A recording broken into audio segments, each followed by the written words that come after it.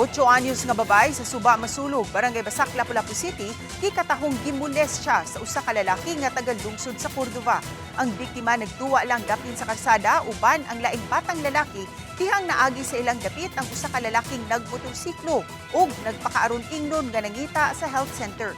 Ang batang lalaki gikatahong gisugo sa sospek pagpalit og ice water. Samtang ang babaeng biktima gihatagan niya og 50 pesos ug gipauban sa usa ka bakanting luna ug didto gihilabtan. Ang lalaking gitumbok sa batang biktima nga nagmoles siya kaniya gikatahong nakapamiktima na usab kaniadto ug ubang mga minor de edad. Samtang ang mga ginikanan sa bata nagdumili pagpa-interview at tubangan sa kamera. Apan gibutyag sa inahan nga desidido gayud silang pasakaan og kaso ang sospek kung masikop na kini.